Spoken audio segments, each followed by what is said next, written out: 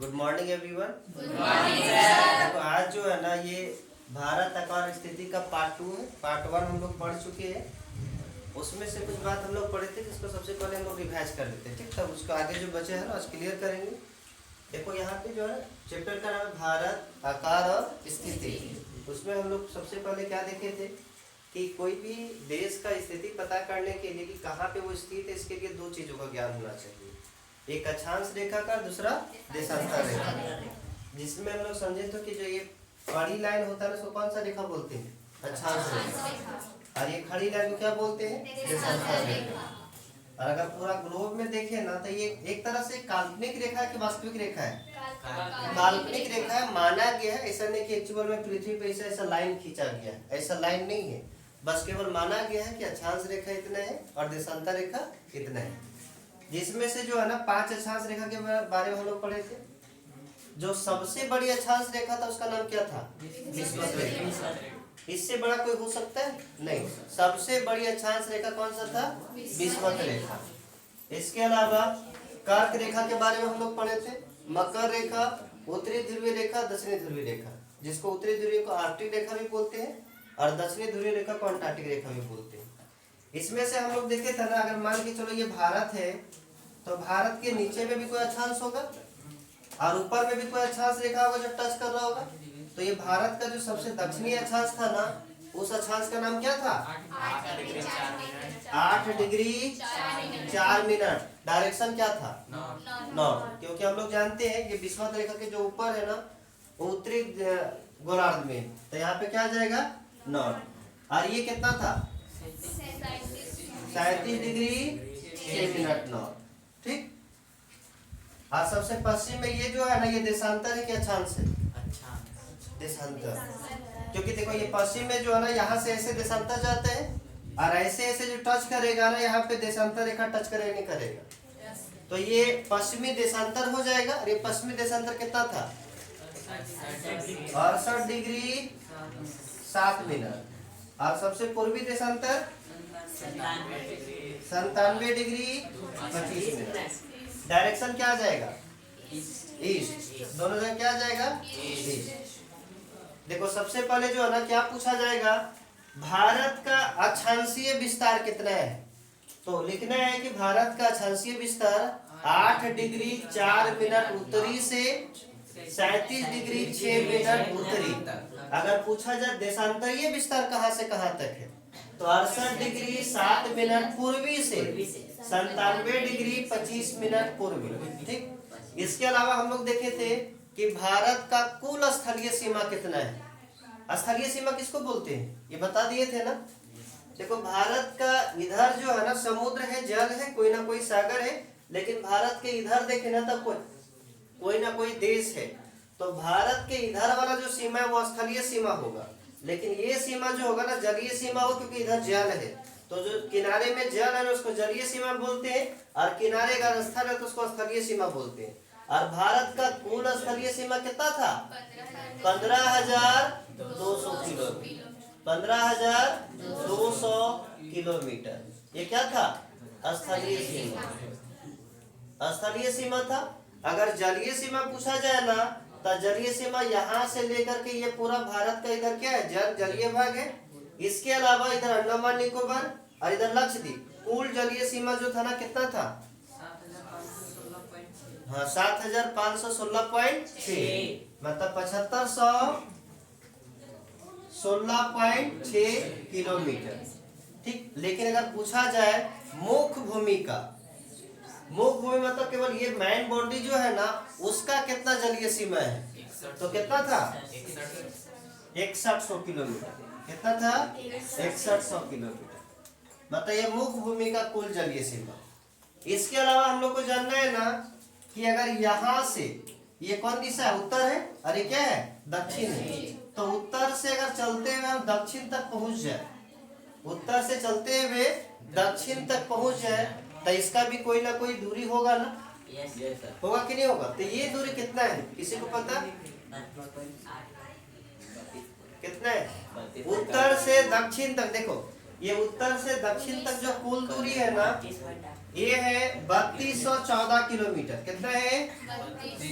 3214 kilometre. ठीक। लेकिन यहां से पूछा जाए पश्चिम से पूर्व, यहां से वहां तक भी कोई ना कोई दूरी होगा ना। अगर यहां से यहां तक का टोटल दूरी देखा जाए ना तो ये है 2933 किलोमीटर। 2933 किलोमीटर। इसको याद भी रखना है। ठीक। सबसे पहले ये कंफ्यूजन होता है ना कि ये याद हो जाता है 3214 और ये भी याद हो जाता है 2933, लेकिन ये भूल जाता है कि उत्तर से दक्षिण है 2933 कि पूरब से पश्चिम है 2933। ये कंफ्यूजन होता है, इसको भी दूर करेंगे। तो सबसे पहले देखो आज कैसे करना है। देखो अगर 2933 याद रखेंगे ना तो देखो यहाँ पे 3 लिखेंगे और देखो 3 तिया कितना होता है? 9। 3 तिया 9 और 3 कितना बार लिखे? 2 बार। इस तरह से 2933 करेंगे, है कि नहीं? अरे 2933 याद रहेगा तो 3 तिया कितना होता है? 9 और ये 3 कितना बार लिखे? 2 बार। ये हो जाएगा। और यहाँ पे 3214 करना है तो देखो 1 लिखो, 2 लिखो, 3 लिखो, ऐसे 1 2 3 लिखेंगे और 4 यहाँ नहीं लिखना है, यहाँ पे लिख देना। ठीक। 1 2 3 और 4 उधर लिख देना। ये कितना हो जाएगा? 3214 किलोमीटर। ये दोनों में कोई दिक्कत? अब यहाँ पे ये देखना है ना, अगर तुम यहाँ से देखा तो ये अगर मान के चलो ये शुरुआत अक्षांश है और ये लास्ट अक्षांश है, तो यहाँ से अगर अक्षांश बीच में भी तो होगा कि नहीं होगा? जैसे यहाँ देखो ये 0 डिग्री अक्षांश है, 0 से 1 2 3 4 करते करते 8 यहाँ पे आया है, 9 10 बीच में भी अक्षांश रेखा मिल रहा है नहीं मिल रहा है। तो अगर पूछा जाए 8 डिग्री 4 मिनट और 37 डिग्री 6 मिनट के बीच में केवल अक्षांश रेखा होगा, तो अगर हम मान के चलो 37 डिग्री में कितना 8 डिग्री घटा देते कितना बचता है? लगभग 29 पॉइंट समथिंग, क्योंकि अगर हम यहाँ 6 घटाएंगे 4 29 पॉइंट समथिंग आता है ना। और इधर भी हम अगर घटा के देखें ना 97 में से कितना घटाएंगे? 68। इसमें भी कितना बचता है? लगभग कितना? 30 नहीं, ये कितना बचा? 8 में 6 ये 2 लगभग 29 है कि नहीं? 29 लगभग जो है ना तुम बोल सकता है 30 डिग्री। क्या पूरा पूरी 29 नहीं आएगा? अगर मान के चलो यहाँ पे 97.25 लेंगे, 68.7 लेंगे, समथिंग आएगा 29 पॉइंट समथिंग। मान सकते हैं 30 डिग्री है, 30 अक्षांश भी है और 30 देशांतर भी है। लेकिन यहाँ पे दूरी देखो 30 अक्षांश के बीच का दूरी और 30 देशांतर के बीच की दूरी अलग अलग हो रहा है कि एक ही है? अलग अलग हो रहा है ना। तो हम लोग को समझना है कि किसका दूरी कम होता है। उसके लिए जो है ना यहाँ पे आना होगा। और हम लोग सब जानते हैं कि जो अक्षांश रेखा होता है ना वो समानांतर होता है।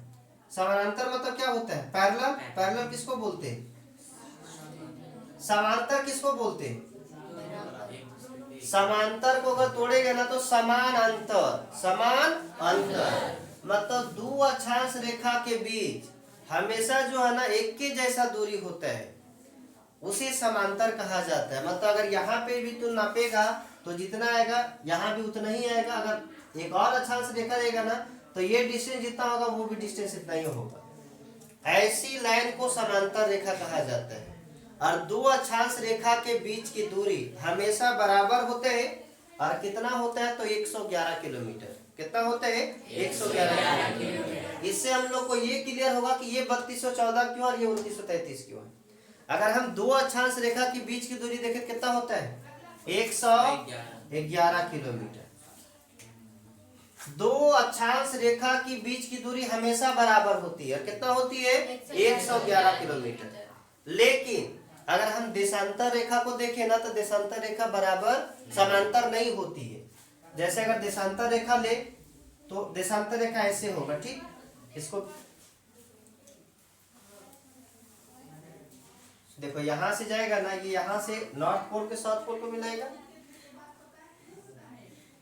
देखो यहाँ पे अगर ठीक से देखा जाए ना तो ध्रुव के पास क्या लग रहा है कि ये यहाँ पे पतला होते जा रहा है, इधर चौड़ा होते जा रहा है ना। विषुवत रेखा के पास सबसे चौड़ा है कि नहीं? ऐसे जाएगा, विषुवत रेखा के पास सबसे चौड़ा होगा, यहाँ पतला होगा, यहाँ धीरे धीरे बढ़ते जाएगा, विषुवत रेखा के पास सबसे ज्यादा चौड़ा होगा, फिर इधर पतला होते जाएगा, ध्रुव के पास पतला हो जाएगा। तो यहाँ पे अगर देखा जाए दो देशांतर रेखा के बीच की दूरी क्या हमेशा एक जैसा हो रहा है? नहीं ना। दो देशांतर रेखा के बीच की दूरी हमेशा बराबर नहीं होती है। ध्रुव मतलब ये विषुवत रेखा से ध्रुव की ओर जा रहे हैं, विषुवत रेखा से ध्रुव की ओर जा रहे हैं, तो चौड़ाई क्या हो रहा है? घटते जा रहा है, और घटते घटते घटते घटते ऊपर में और कम हो जाएगा। तो रहा बात कि सबसे ज्यादा दूरी तो कहीं होता होगा ना, दो देशांतर रेखा के बीच की सबसे ज्यादा दूरी तो कहाँ होगा? विषुवत रेखा के पास। और विषुवत रेखा के पास दूरी होता है 111.32 किलोमीटर, 111.32 किलोमीटर। अगर मान के चलो यही तक 30 देशांतर रहता विषुवत रेखा के पास और 30 अक्षांश रहता विषुवत रेखा के पास, तब बोलो किसका दूरी ज्यादा होता? अक्षांश रेखा वाला कि देशांतर रेखा वाला? देशांतर रेखा वाला होता कि नहीं होता? क्योंकि देखो हर अक्षांश रेखा के बीच में, दो अक्षांश रेखा के बीच में 111 किलोमीटर है, लेकिन विषुवत रेखा के पास दो देशांतर रेखा के बीच की दूरी कितना है? 111.32 किलोमीटर। अगर विषुवत रेखा के पास रहता भारत, तो अगर यहाँ दूरी कौन ज्यादा हो जाता? ये दूरी ज्यादा हो जाता ना।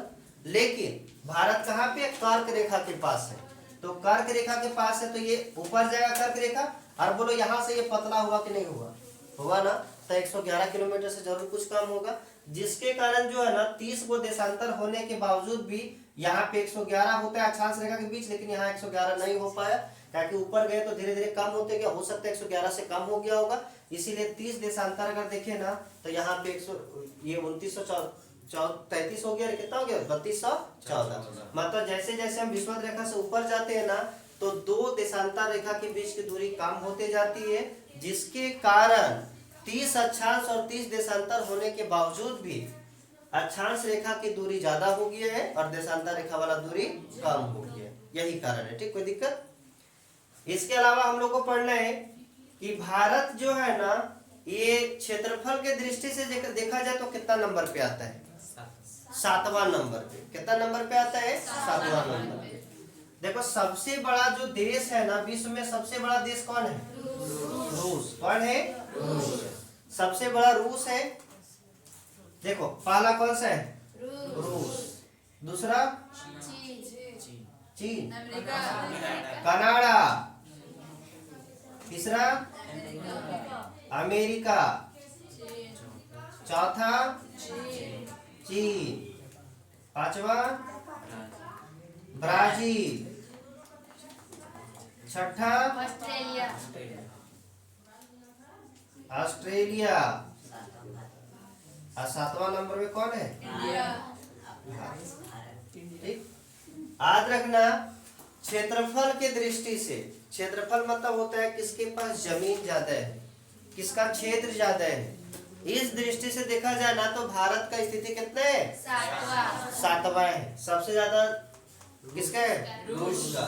उसके बाद कनाडा, अमेरिका, चीन, ब्राजील, ऑस्ट्रेलिया, भारत, ऑस्ट्रेलिया के बाद भारत। ये 7 है। अगर इसको मैप में देखे ना तो ज्यादा अच्छा याद रहेगा। मैप दो तो। इसके अलावा अगर तुम लोग को पूछा जाए कि भारत का जो क्षेत्रफल है विश्व के क्षेत्रफल का कितना परसेंट है, कितना प्रतिशत है, ठीक, अगर प्रतिशत में पूछा जाए ना कितना प्रतिशत है, कितना प्रतिशत है, याद रखना कि भारत का जो क्षेत्रफल है वो विश्व के क्षेत्रफल का 2.4% है। कितना है? 2.4%। 2.4%। अगर बोला जाए कितना नंबर पे आता है तो 7वां नंबर पे। अगर पूछा जाए भारत का जो क्षेत्रफल है वो विश्व के क्षेत्रफल का कितना प्रतिशत है तो कितना प्रतिशत है? 2.4%। 2.4%। 2.4% मतलब समझा? अगर मान के चलो 100 रुपया का टोटल जमीन है ना तो 2.4 मतलब 2.5 रुपया, लगभग 2.5 रुपया का जो जमीन होगा ना वो भारत के पास होगा। अगर मान के चलो 100 कट्ठा है तो 2.4 कट्ठा मतलब लगभग 2.5 कट्ठा जो है ना किसके पास है? भारत के पास। समझ गए? कहने के लिए 2.4% क्षेत्रफल किसका है? भारत का। देखो सबसे बड़ा क्षेत्र किसका है? रूस का। ये कौन सा देश है? रूस। कौन सा है? रूस।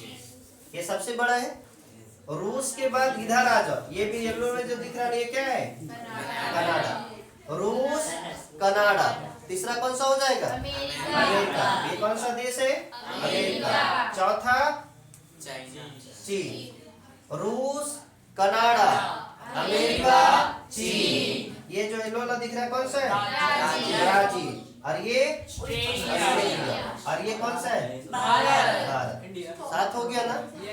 रूस, कनाडा, अमेरिका, चीन, ब्राजील, ऑस्ट्रेलिया, भारत। तो 7 देश था क्षेत्रफल के अनुसार। अगर पूछा जाए कितना प्रतिशत है, कितना है? 2.4%। 2.4%। ठीक। इसके अलावा हम लोग को और क्या याद रखना है कि भारत का जो है ना कुल पड़ोसी देश कौन कौन सा है? पड़ोसी देश। ठीक। यहाँ पे सबसे पहले जानते हैं पड़ोसी देश किसको बोलते हैं? पड़ोसी का मतलब क्या होता है? देखो, वैसा देश जिसका भूमि भारत से स्पर्श करती हो। वैसी देश या वैसा देश जिसका भूमि भारत से स्पर्श करता हो उसको पड़ोसी देश कहते हैं। और देखा जाए ना तो भारत में कुल पड़ोसी देशों की संख्या कितना है? देखो, सबसे पहले हम लोग देख लेते हैं कि कौन कौन सा पड़ोसी देश है। ठीक। ये भारत है। भारत के इधर कौन सा देश है? पाकिस्तान। इसके अलावा यहाँ पे थोड़ा सा अफगानिस्तान टच करते हैं, तो देखो पहला पाकिस्तान हो गया, दूसरा अफगानिस्तान। इधर कौन सा देश है? चीन। तो पड़ोसी हो गया ना, कि भारत से टच कर रहे हैं। चीन। इसके अलावा ये क्या है? नेपाल। ये क्या है? भूटान। ये क्या है?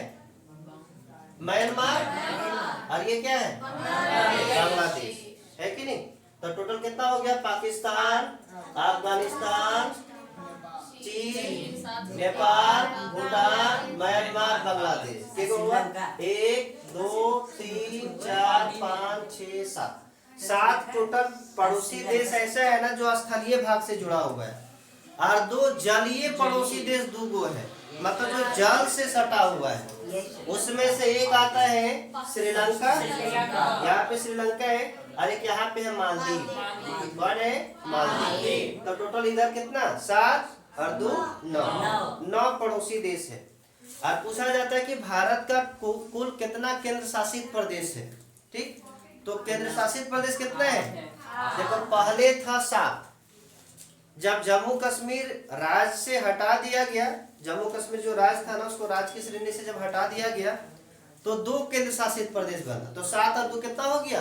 9। लेकिन वर्तमान समय में देखेगा ना तो 9 नहीं है, क्योंकि जो 2 केंद्र शासित प्रदेश दमन दीप और दादरा नगर हवेली, ये दोनों अलग अलग था। दमन दीप और दादरा नगर हवेली, ये दोनों को कंबाइंड कर दिया गया। इसका पूरा नाम हो गया दमन दीव एवं दादरा नगर हवेली। तो 9 होना चाहिए था, ये दोनों साथ में हो गया था। कितना बचा? 8 केंद्र शासित प्रदेश कौन कौन सा है? देखो, सबसे पहले दिल्ली, दूसरा चलो जम्मू कश्मीर, तीसरा लद्दाख, चौथा देखो पहले दिल्ली के बाद चंडीगढ़, जम्मू कश्मीर और क्या है? लद्दाख। लद्दाख के बाद पुडुचेरी। चलो, और लक्षद्वीप।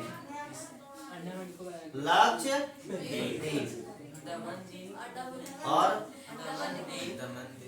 अंडमान निकोबार द्वीप समूह। अंडमान निकोबार द्वीप समूह। और एक 8वां है दमन द्वीप एवं दादर नगर हवेली। है कि नहीं? देखो, ये दोनों पहले अलग अलग था, ये दोनों को जब कंबाइंड कर दिया गया ना तो ये दोनों एक हो गया। अगर ये दोनों अलग अलग रहता तो 9 होता ना, लेकिन ये दोनों को साथ में मिला दिया गया, जिसके कारण कुल केंद्र शासित प्रदेश की संख्या कितना है? 8 है। ठीक। इसके अलावा जो है ना एक क्वेश्चन पूछा जाता है कि भारत का ये जो सबसे पश्चिम में है ना, और ये भारत का सबसे पूर्वी राज्य है। सबसे पूर्वी राज्य कौन है? अरुणाचल प्रदेश। और सबसे पश्चिमी राज्य कौन सा है? कौन है? गुजरात। तो पूछा जाता है ना कि गुजरात में ये अरुणाचल प्रदेश से 2 घंटा बाद में सूर्य दिखाई देता है। अर्थात कहने का मतलब क्या है कि अरुणाचल प्रदेश में 2 घंटा पहले सुबह सूर्य दिखाई देते हैं, जबकि गुजरात में 2 घंटा के बाद सूर्य दिखाई देता है। ठीक, ये बहुत अच्छा क्वेश्चन बनता है। ये पूछता भी है कि भारत के सबसे पश्चिम में और सबसे पूर्व में 2 घंटे के अंतर क्यों है, ये बात पूछता है। तो इसको समझने के लिए जो है ना, सबसे पहले हम लोग समझना होगा समय के बारे में। तो हम समय के बारे में समझते हैं। देखो यहाँ पे जो है ना, ये क्या है, ग्लोब। और ये बीच वाला जो लाइन है ना, इसको क्या बोलते हैं, कौन सी रेखा, प्राइम मेरिडियन लाइन। इसी को बोलते हैं अंतरराष्ट्रीय समय रेखा। क्या बोलते हैं, अंतरराष्ट्रीय समय रेखा। इसी को बोलते हैं प्राइम मेरिडियन लाइन, या तो यामहोत्तर रेखा, यामयोत्तर रेखा। इसी को बोलते हैं ग्रीनविच रेखा, क्योंकि ये रेखा जो है ना, ग्रीनविच में, लंदन में ग्रीनविच वेधशाला है, उसी से पास करता है, इसीलिए इसको ग्रीनविच रेखा भी कहा जाता है। मतलब इसका नाम क्या क्या हो गया, एक अंतरराष्ट्रीय समय रेखा, इसके अलावा प्रधान यामयोत्तर, प्रधान यामयोत्तर रेखा, इसके अलावा ग्रीनविच रेखा। ठीक, ये इसका नाम हो जाता है। यहीं से जो है ना, समय का निर्धारण किया जाता है। यहीं से क्या होता है, समय का निर्धारण किया जाता है। इस देशांतर रेखा से जो आगे होता है, उसका समय इससे आगे होता है, और इस देशांतर रेखा से जो पीछे होता है, इसका समय क्या होता है, पीछे होता है। यहाँ तक कोई दिक्कत? लेकिन कितना आगे होता है, ये बात जानना होगा ना, कि इससे कितना आगे रहेंगे तो मेरा समय कितना आगे होगा।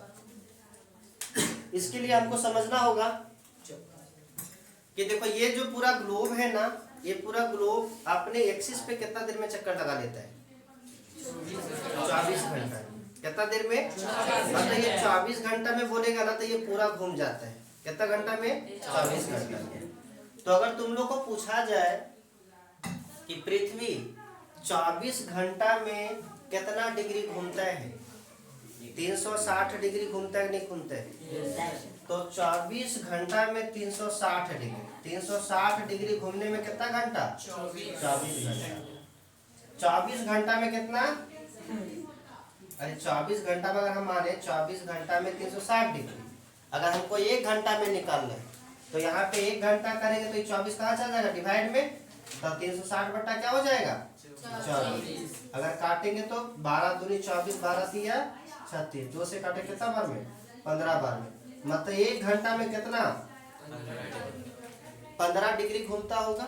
1 घंटा में कितना घूमता है, 15 डिग्री। ठीक, अगर हम इसको और मिनट में देखें ना, कि 1 डिग्री घूमने में कितना मिनट लगता है, तो देखो अगर 60 मिनट देखें, 1 घंटा को 60 मिनट बोलते नहीं बोलते, 60 मिनट में ये 15 डिग्री घूमता है।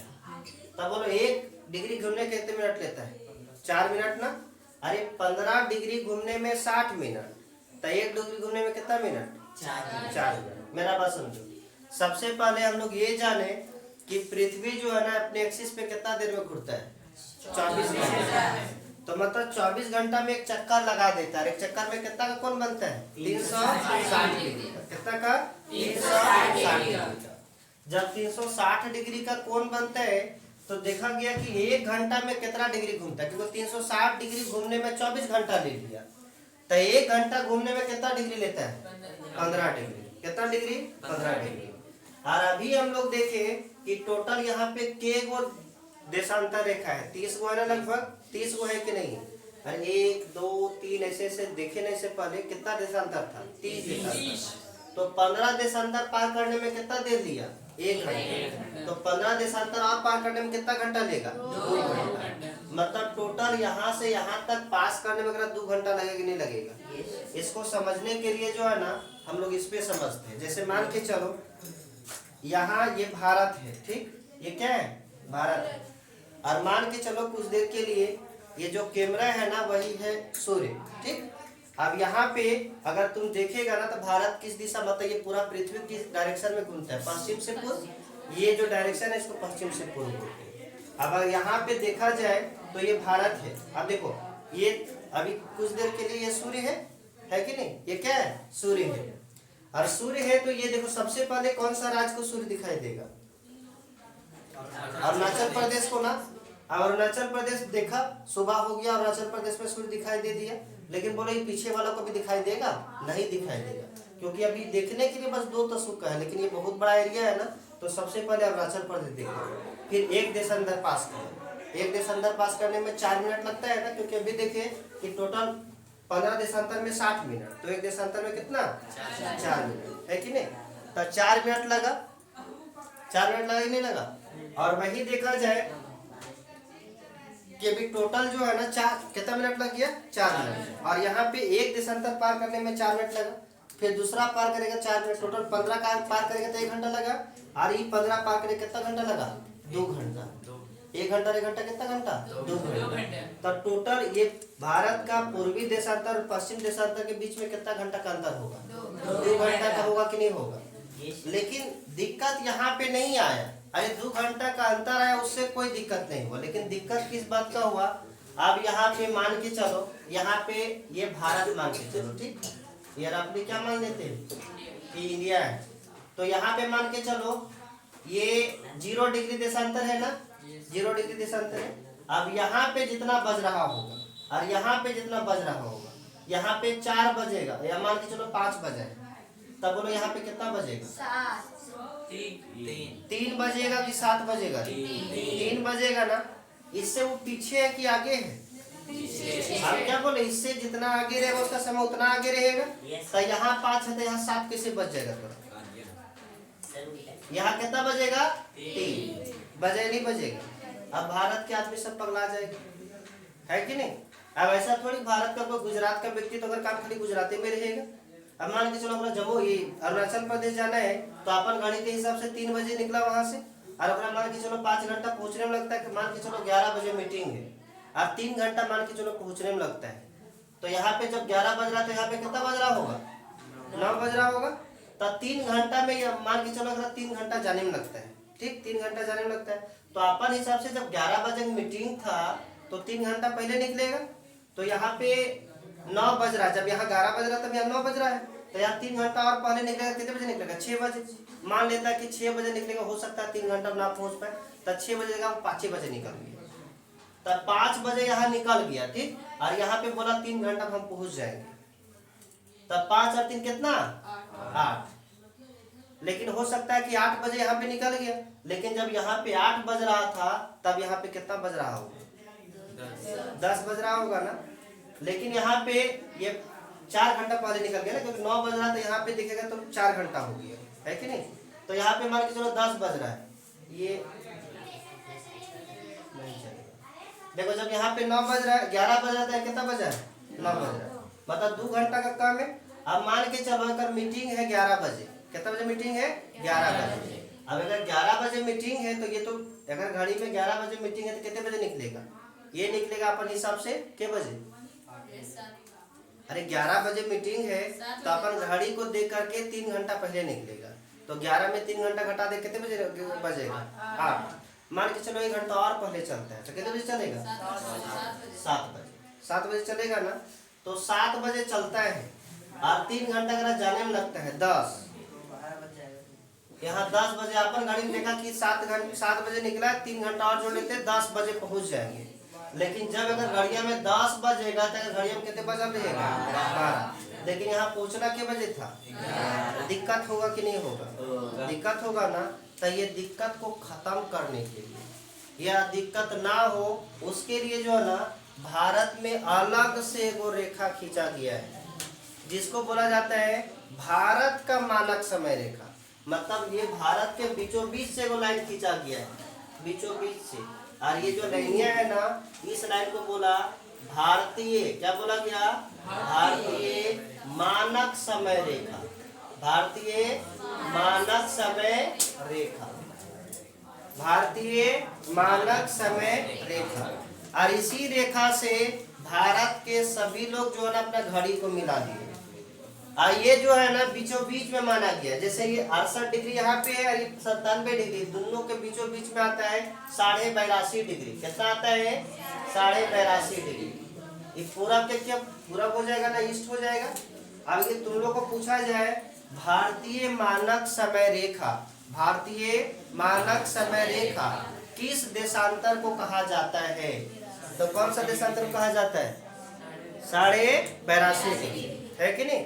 82.5 डिग्री को भारतीय मानक समय रेखा कहा जाता है। क्योंकि हम लोग देखें अगर यहाँ से समय मिलाते हैं ना ग्रीनविच से, तो ग्रीनविच से यहाँ वाला आदमी दूसरा कुछ मिला देगा और यहाँ वाला आदमी दूसरा कुछ मिला देगा। पहला क्वेश्चन ये पूछता है सबसे महत्वपूर्ण कि भारत का समय ग्रीनविच के समय से कितना घंटा आगे है? भारत का समय ग्रीनविच के समय से कितना घंटा आगे है? तो देखो ग्रीनविच से सबसे पहले समझ लो कितना ही आगे है। तो कहता है यहाँ पे ये 0 डिग्री है, ये कितना है? 82.5 डिग्री। कितना है? 82.5 डिग्री। और अभी हम लोग समझे कि 15 डिग्री जाने में क्या घंटा लगता है?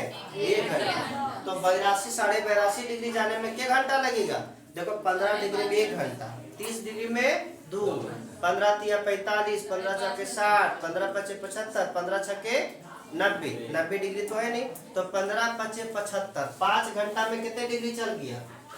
5 घंटा में 75 डिग्री चल गया। ठीक, अब बचा कितने डिग्री? 82 में 75 खत्म करेगा ना तो 7.5 बचते हैं। अरे 82.5 है और यहाँ 75 खत्म हो गए तो 7.5 ना बचा। अब बोलो 15 डिग्री पास करने में 1 घंटा लेता है, तो 7.5 डिग्री पास करने में कितने घंटा लेगा? आधा घंटा लेगा ना। मतलब आप 7.5 पार होगा तो 5.5 घंटा। कितना घंटा? 5.5 घंटा।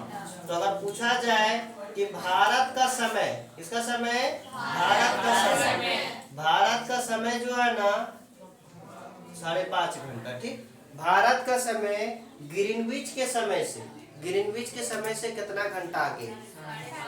5.5 घंटा आगे। कितना घंटा आगे है? 5.5 घंटा आगे। अगर पूछा जाए कि भारत के पश्चिमी देशांतर और पूर्वी देशांतर के बीच कितना समय का अंतर है? 2 घंटा। ये मत बोल देना 5.5 घंटा। मेरा मत क्वेश्चन समझ रही है? अगर पूछा जाए कि भारत का समय, किसका समय? भारत का समय ग्रीनविच के समय से या अंतर्राष्ट्रीय समय रेखा से, ये भारतीय समय रेखा है और ये क्या था? अंतर्राष्ट्रीय समय रेखा। इससे हम मिलाते तो दिक्कत हो रहा था, नहीं हो रहा था। इसीलिए भारत में एक और बीच में लाइन खींच दिया गया। 2 घंटा के अंतर था ना, तो यहाँ पे मान के चलो, यहाँ पे अभी देखा ना कितना बज रहा था? एक जगह मान के चलो 7 बज रहा था, एक जगह 9 बज रहा था, तो ये बीच में कितने बजेगा? 8। अब यहाँ पे जो है ना भारत के सभी लोगों से बोला गया कि तू यहाँ पे घड़ी जो है ना 7 मत बजा, ये जो घड़ियां बजा ना उतना बजा दो। तो ये भी कितना बजा दिया? 8। और ये बोला कि तू 9 मत बजा, यहाँ पे जो बज रहा है ना ओकरे से तो पर घड़ी सेट कर दो।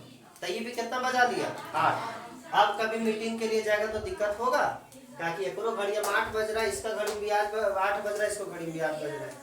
अब 3 घंटा का मीटिंग है, वही हिसाब से जाएगा। 11 बजेगा इसका घड़ी में तो उसको घड़ी में तो 11 बजेगा ना। अब कोई तरह का दिक्कत होता है? नहीं। तो भारतीय मानक समय रेखा जहाँ से माना गया ना वहां से घड़ी मिला लिया गया।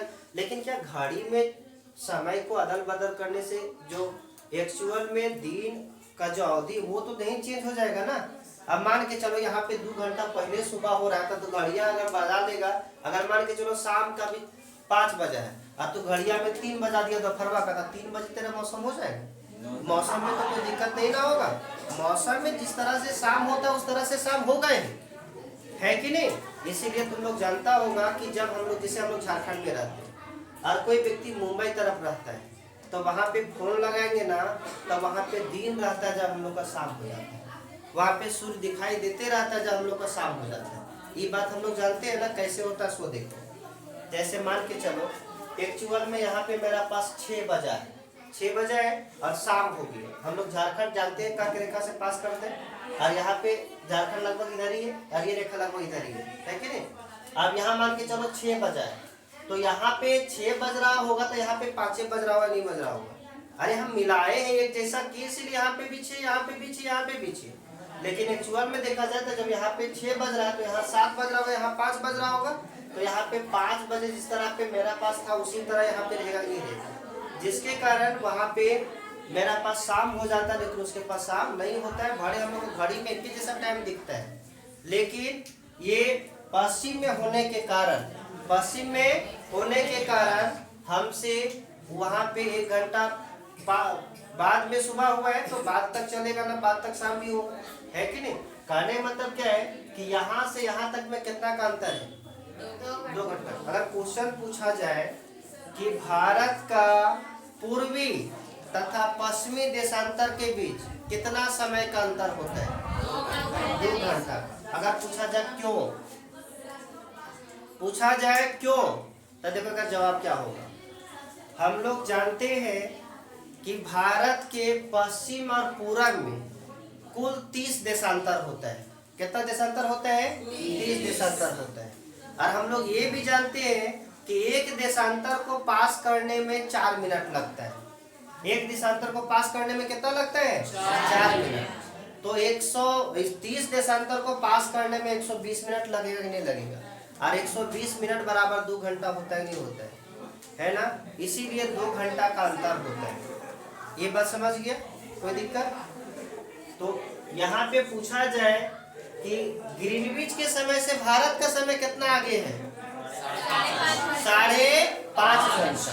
और भारत के पश्चिमी देशांतर से पूर्वी देशांतर के बीच कितना घंटा का अंतर है। ये दोनों क्वेश्चन में कोई कंफ्यूजन नहीं ना। अब ये क्वेश्चन और पूछता है, क्या पूछता है कि ये जो मानक समय रेखा है जो भारत के बीचों बीच से खींचा गया है, ये मानक समय रेखा कौन कौन राज्य से पास करता है, ये बात पूछता है कि नहीं। दूसरा क्वेश्चन क्या पूछता है कि ये जो कर्क रेखा है, कर्क रेखा की भारत के बीचों बीच से पास हुआ है ना, ये कर्क रेखा भारत के कौन कौन राज्य से पास करता है। ये 2 क्वेश्चन बहुत पूछता है कि भारतीय मानक समय रेखा भारत के कौन कौन राज्य से पास करता है, कितना राज्य से पास करता है, और कर्क रेखा भारत के कौन कौन राज्य से पास करते हैं और कितना राज्य से पास करता है। तो कर्क रेखा हम लोग बहुत बार पढ़े, कितना राज्य से पास करता है, 8 राज्य। देखो कर्क रेखा सबसे पहले हम लोग समझते हैं, कौन रेखा, कर्क रेखा।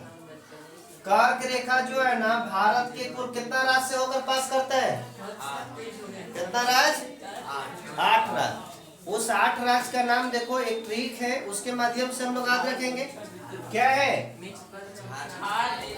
झार, गमछा, पे मित्र पे, झार गमछा मित्र पे। देखो झा से क्या हो जाएगा, झा से रा से राजस्थान, रा से राजस्थान, गा से गुजरात, और मा से मध्य प्रदेश, छा से छत्तीसगढ़, मी से मिजोरम, मी से अत्रा से त्रिपुरा, और पे से टोटल कितना राज्य हो गया, 1 2 3 4 5 6 7 8 है ना। ये 8 राज्य है जिससे कौन सा रेखा गुजरता है, कर्क रेखा। अगर हम इसको मैप में देखें ना, तो इंडिया का मैप है ना, अगर यहाँ पे देखो ये कर्क रेखा देखा जाना तो सबसे पहले इधर ध्यान दो। ये कर्क रेखा यहाँ बीचों बीच से पास हुआ है। ये देखो पहला राज्य कौन सा है, इधर एक इधर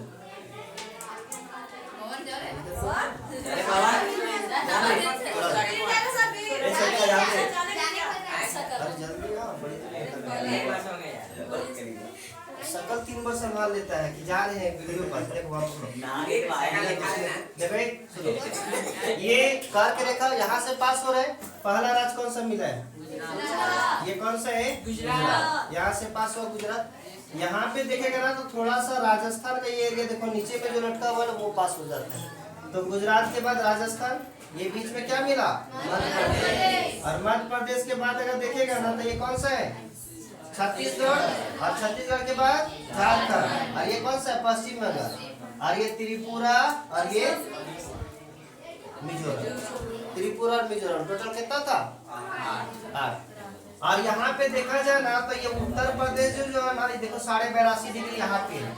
और ये देखो कौन कौन सा राज्य जाएगा, एक कौन सा राज्य मिल गया यूपी, दूसरा राज्य देखो कौन सा है मध्य प्रदेश, ये कौन सा है मध्य प्रदेश, ये कौन सा है छत्तीसगढ़, और नीचे जाएंगे तो ये कौन सा है उड़ीसा, और उड़ीसा के नीचे आंध्र प्रदेश। टोटल के गो राज्य 5, 1 2 3 4 5। ठीक, देखो यहाँ पे दो बात तुम लोग समझा कि भारत का मानक समय रेखा, भारत का मानक समय रेखा कितना राज्यों से होकर गुजरते हैं 5 राज्य।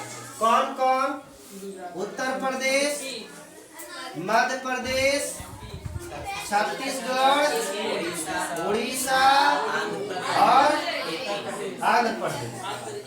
ये 5 राज्य है, लेकिन इसमें एक चीज और पूछते हैं कि उत्तर प्रदेश के किस जगह से, उत्तर प्रदेश के किस जगह से पूछा जाएगा भारत का मानक समय रेखा, भारत का मानक समय रेखा उत्तर प्रदेश के किस जगह से पास करता है। तो याद रखना उत्तर प्रदेश के मिर्जापुर से, उत्तर प्रदेश के मिर्जापुर से।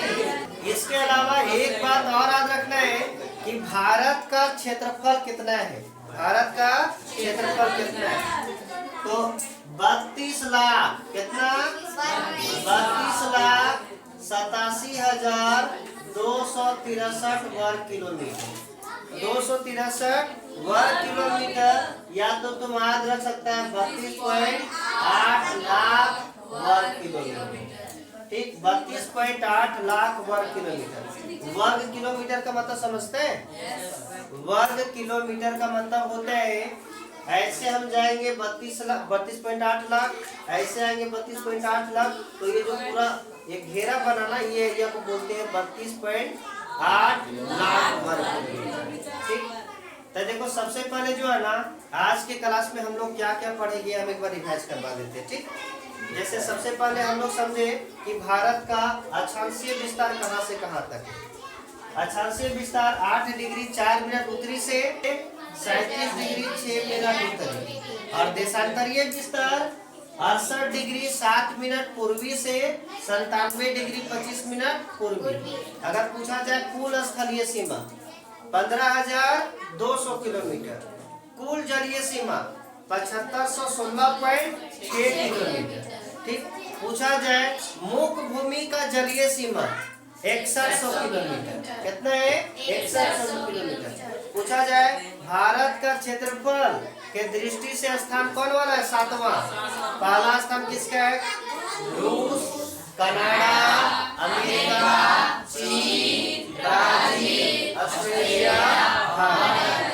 अगर पूछा जाए क्षेत्रफल कितना प्रतिशत है तो 2.4%, और भारत का कुल क्षेत्रफल कितना है 32.8 लाख वर्ग किलोमीटर, 32.8 लाख वर्ग किलोमीटर। पूछा जाए भारत का उत्तर से दक्षिण तक का कुल दूरी कितना है, तो उत्तर से दक्षिण तक है 3214 किलोमीटर।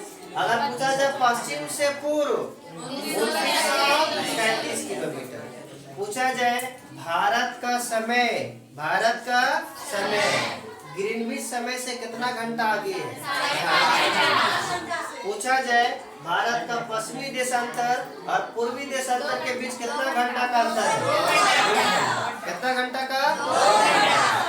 पूछा जाए कि और क्या बताए, हाँ भारत में जो है ना 2 रेखा गुजरते हैं महत्वपूर्ण, एक कर्क रेखा जो कितना राज्य से होकर गुजरते हैं 8 राज्य। कौन कौन, झारखंड, राजस्थान, गुजरात,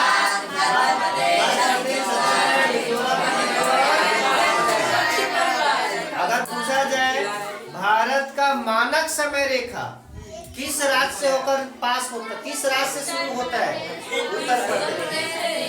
कितना राज्य होता है तो 5 राज्य। कौन कौन, उत्तर प्रदेश, मध्य प्रदेश, छत्तीसगढ़, उड़ीसा, ये 5 राज्य। पूछा जाए उत्तर प्रदेश के किस जगह से, तो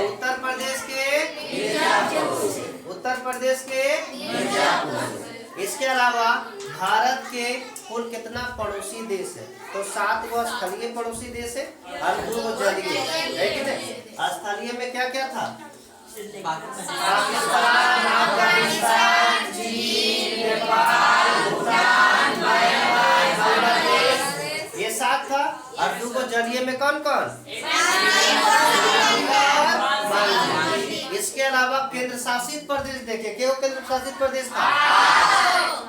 चंडीगढ़, दिल्ली, जम्मू कश्मीर, लद्दाख, पुडुचेरी, लक्षद्वीप, अंडमान निकोबार द्वीप समूह और दादरा दमन द्वीप एवं दादरा नगर ये टोटल क्या था? केंद्र शासित प्रदेश। ठीक, तो ये था आज का वीडियो। इसका एक पार्ट और आएगा जिसमें हम लोग समझेंगे ना कि भारत के नाम पे ही एक महासागर का नाम पड़ा है और उस महासागर का नाम क्या है? आखिर ऐसा क्या कारण था जो हिंद महासागर के नाम पे, मतलब भारत के नाम पे हिंद महासागर का नाम पड़ा? ठीक, कुछ तो रीजन होगा ना, जिसके कोई ऐसा महासागर नहीं जिसका नाम कोई देश के आधार पे रखा गया है। और एक महासागर है हिंद महासागर जिसका नाम हिंदुस्तान के आधार पे रखा गया है। क्या कारण है ये? अगर जानकारी होगा तो बता सकते हैं कमेंट करके, नहीं होगा तो अगला वीडियो में हम लोग समझेंगे कि इसका नाम क्यों भारत के आधार पे रखा गया है। ठीक, तो आज के लिए तब तक